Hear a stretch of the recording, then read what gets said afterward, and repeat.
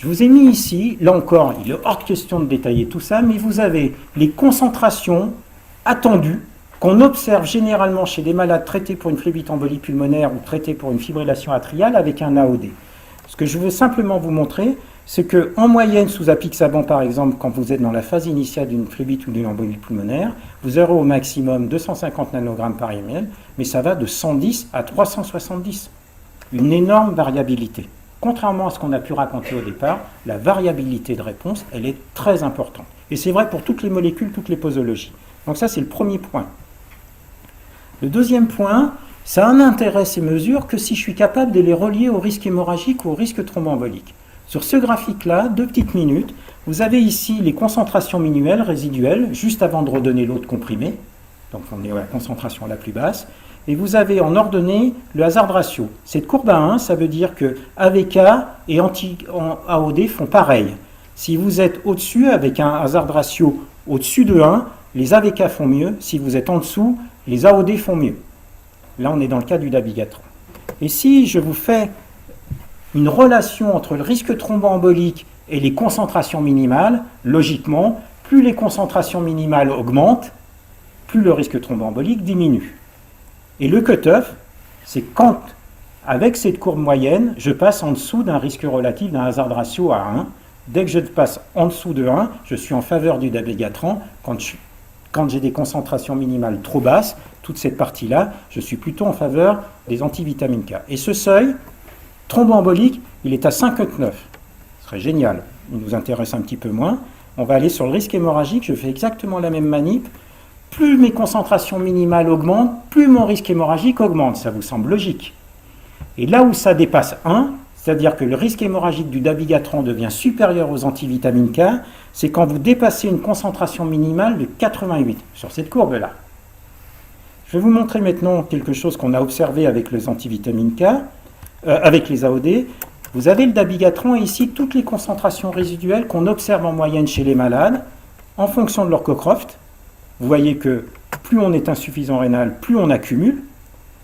En fonction de l'âge, assez peu d'impact, en termes de concentration, pas de risque hémorragique, et le poids, assez peu d'impact. Vous voyez même, c'est intéressant, il y a des patients de 222 kg dans cette étude, et ces patients-là ont des concentrations minimales identiques à celui qui a 100 kg.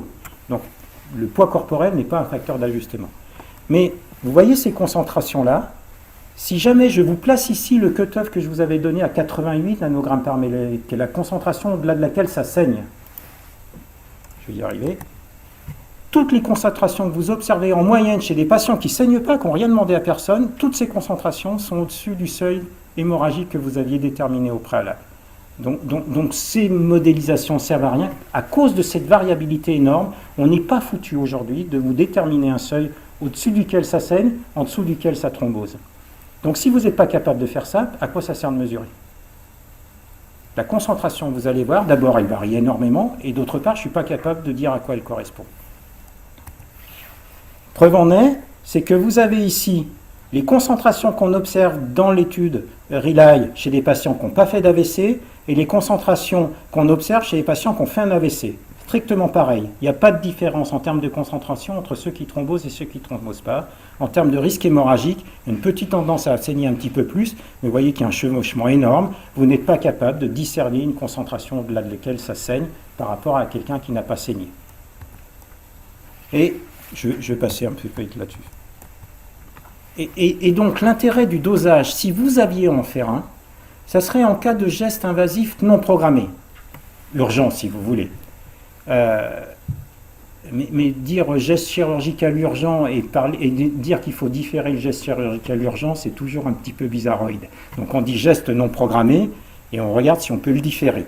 Et de mesurer la concentration, ça va pouvoir vous donner une idée de combien de temps il faut attendre pour que ces concentrations baissent et est-ce que c'est compatible avec le geste que vous avez à pratiquer. En gros, est-ce que vous pouvez attendre 12 heures pour réaliser votre chirurgie ou votre geste invasif. Et puis surtout, ça pourrait nous guider pour savoir combien de concentrés de complexe prothrombinique vous allez balancer, de facteur de Novo7 si vous aviez envie, ou bientôt demain d'antidote. Donc vraiment, en cas de geste invasif programmé, ces concentrations pourraient être utiles. En cas d'accident hémorragique, S'il y a beaucoup de produits circulant, l'hémorragie elle est obligatoirement due à votre anticoagulant et il va falloir réverser les traitements anticoagulants. Si les concentrations sont très basses, ce n'est pas votre anticoagulant qu'il faut gérer, c'est l'hémorragie qu'il faut gérer comme vous auriez géré un accident hémorragique par ailleurs. Et de savoir à quel taux vous êtes vous permettra de savoir combien d'antidotes vous allez donner demain ou combien de PPSB, de Novoseven vous allez donner aujourd'hui. En termes de récidive, je ne vois pas à quoi ça me sert. Si ce n'est savoir si le patient a pris son produit ou pas. Et encore, il va falloir que vous l'interprétiez en fonction de l'horaire de la dernière prise. Si le patient a pris sa dernière prise la veille, que vous observez une concentration à 0, c'est presque normal. Donc ça ne veut pas dire que vous êtes en échec du traitement, puisque le patient, vous ne savez pas s'il a pris son traitement ou pas. Donc la récidive, je ne suis pas sûr que c'est un intérêt. Finalement, le dosage n'aurait d'intérêt que pour la gestion des gestes non programmés et la gestion des accidents hémorragiques. Et donc, dans tout ce que je voulais discuter avec vous, ces tests, ils sont disponibles, ils sont inutiles en pratique courante, ils sont indispensables pour toutes les situations urgentes, non programmées ou les accidents hémorragiques. Et le travail qu'aurait à faire l'HAS ou nos autorités, c'est d'imposer à toutes les structures qui accueillent des patients en urgence d'avoir ces tests. Et pas de nous empêcher de prescrire ces molécules sous prétexte que ce n'est pas disponible partout. Mais il est illusoire aujourd'hui de vouloir gérer des patients sous AOD en urgence si on n'a pas à disposition ces tests spécifiques. Enfin, le dernier truc que je voulais voir avec vous, c'est on n'a pas d'antidote, donc il ne faut pas prescrire ces molécules. Le meilleur des antidotes, c'est quand même d'avoir moins d'accidents hémorragiques, et quand ces accidents hémorragiques surviennent, c'est qu'ils soient moins graves. Je vais vous montrer qu'avec les AOD, c'est ce qu'on observe. Et puis aujourd'hui, certes, on n'a pas d'antidote, mais on a des stratégies qui sont loin d'être inefficaces, et on va les détailler un petit peu ensemble. Est-ce qu'on a moins d'hémorragie sous AOD que sous AVK? On l'a déjà vu en détail, et vous en avez ici les chiffres. Vous voyez que sous AOD, dans cette étude par exemple, Engage avec l'édoxaban, 2,8% par an d'hémorragie majeure versus 3,4% sous AVK. Surtout, ce qui est plus intéressant, c'est que ces molécules-là, pour lesquelles on n'a pas d'antidote, quand il y a un accident hémorragique majeur, 10% des patients vont décéder. 6% ici, enfin 7% ici, 8% ici. 8% des accidents hémorragiques décèdent dans l'étude Engage quand ils sont sous édoxaban. Quand vous regardez ce qui se passe sous antivitamine K, alors que tout le monde nous dit qu'on a un super antidote vitamine K et CCP, ou enseignant PPSB, regardez le taux de mortalité des accidents hémorragiques sous antivitamine K. On est au moins équivalent à ce qui se passe sous AOD alors qu'on n'a pas d'antidote. Donc ça, déjà, ça nous pose un petit bémol. Puis depuis, on a fait des programmes, on a des stratégies de réversion. Si je voulais vous le montrer de façon imagée, de l'étude Aristotle, une autre étude, vous avez ici le devenir en termes de mortalité des patients qui ont saigné, sous AVK et sous apixaban. Ces courbes sont hautement démonstratives. Si vous faites un accident hémorragique majeur, en termes de mortalité, il vaut mieux l'avoir fait sous apixaban que sous warfarine, alors qu'il n'y avait pas d'antidote. Pour détailler les antidotes et savoir ce que vous allez prescrire demain, nos stratégies de réversion, elles peuvent être assez facilement expliquées avec un truc qui s'appelle le temps de génération de thrombine. Vous avez dû entendre parler de ce test-là. De façon très simpliste, vous êtes à la cuisine, vous mettez un grand coup d'eau sur le doigt, votre organisme met quelques secondes à comprendre que vous vous êtes coupé, que ça saigne. Il comprend, il génère beaucoup de thrombine pour boucher le trou. Une fois qu'il a bouché le trou pour vous empêcher de faire un infarctus du myocarde, il va éliminer la thrombine que vous avez formée avec alpha-2 antitrypsine, alpha-antitrypsine, alpha-2 macroglobuline, et vous éliminez progressivement cette thrombose. Quand vous mettez un anticoagulant oral direct, a fortiori quand il est en excès, vous allez avoir ce type de courbe. Vous retardez le démarrage de la réaction, l'hémostase, vous l'empêchez de se faire à grande échelle, et puis ça traîne un petit peu. Et en gros, c'est comme si vous aviez une voiture en panne, vous avez cassé le démarreur et pas d'essence. Et votre boulot, ça va être de changer le démarreur et d'amener de l'essence. Et pour ce faire, on a plusieurs produits. On a ce que vous connaissiez sous le nom du PPSB. Si vous voulez faire moderne, vous appelez ça concentré de complexe prothrombinique. PPSB, vous oubliez, c'est les noms propres des facteurs de la coag qui sont là-dedans.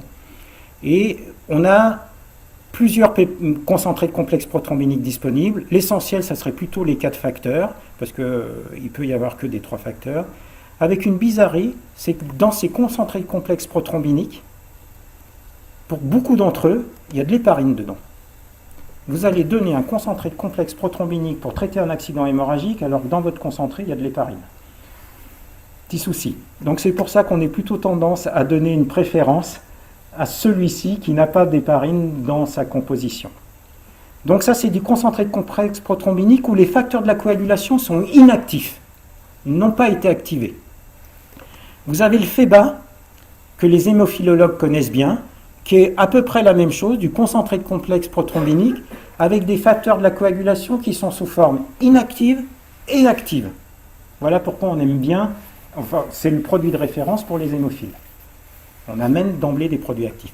Et puis enfin un produit que vous connaissez peut-être, qui est le Novo7, où vous amenez du facteur 7 activé. Et comment on va placer ces molécules sur mon petit schéma de tout à l'heure? Je vous rappelle, il faut que vous changiez le démarreur et que vous ameniez l'essence. Si vous amenez que du facteur 7 activé, c'est comme si vous changiez le démarreur, mais comme vous amenez que du 7, vous n'avez pas amené d'essence. Et quand vous faites ça sur ce test-là, le Novo7 ne fait que vous faire démarrer la réaction plus vite, mais cette réaction se fera de façon modérée. Si vous amenez des concentrés de complexe prothrombinique inactifs,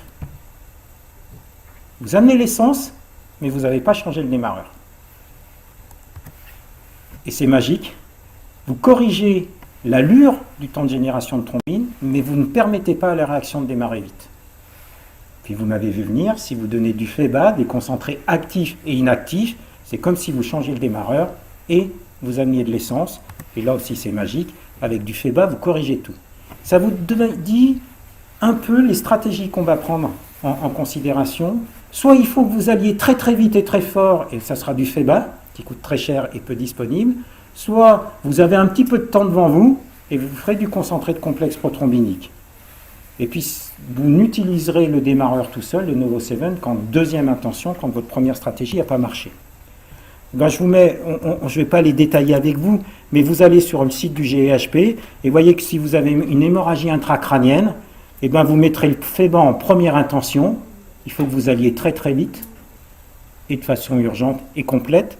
Et en deuxième intention, le concentré de complexe prothrombinique. Si vous avez une hémorragie qui ne menace pas de façon immédiate le pronostic vital, c'est typiquement une hémorragie digestive avec une tension normale. Certes, c'est un peu rouge, ça vous fait peur, mais le patient il va bien. Donc vous avez un petit peu de temps, vous n'avez pas besoin de changer le démarreur, vous pouvez amener que l'essence. Et on fera un CCP en première intention. Et le Novo7 arrive derrière. Ça, c'était les recos françaises, les recos européennes vont toutes dans le même sens en vous plaçant tous ces produits-là. Donc vous avez complètement l'explication logique de tout ça, et ça vous montre que quand un patient saigne sous AOD, on n'est pas sans rien, et l'expérience montre quand on est de garde, pour ceux qui ont été de garde et qui y sont régulièrement, que ces stratégies, elles marchent plutôt bien. Et contrairement à ce qu'on pense, le même type de stratégie ne marche pas forcément très bien avec les antivitamines K. Donc arrêtons de penser qu'on a un super antidote avec les AVK. Il y a une autre façon de contrer ces médicaments-là, c'est au moins pour le dabigatran, qui est très peu fixé aux protéines, 35%, c'est de faire une hémodialyse. Cette manip, de façon simple, on a pris des insuffisants rénaux chroniques dialysés, et puis entre 2 séances de dialyse, on leur a fait bouffer du dabigatran. Ils sont gentils, ils ont accepté, ils ont pris plutôt des bonnes doses, et je vais aller très très vite. Simplement, ce que je vais vous montrer, c'est que quand vous avez un patient qui est sous dabigatran, si insuffisant rénal sévère, la demi-vie du produit elle est à peu près de 48 heures. Il faut 2 jours pour éliminer la moitié des concentrations. Ce même malade, vous le mettez en dialyse, en épuration extra-rénale, la demi-vie est de 4 heures. Donc il ne faut pas penser que la dialyse va vous enlever le produit tout de suite, mais en 4 heures, vous allez diminuer les concentrations de moitié. En tous les cas, c'est comme ça qu'on raisonne quand on lance une épuration extra-rénale sur ces produits-là. Un truc qu'il faut que vous sachiez,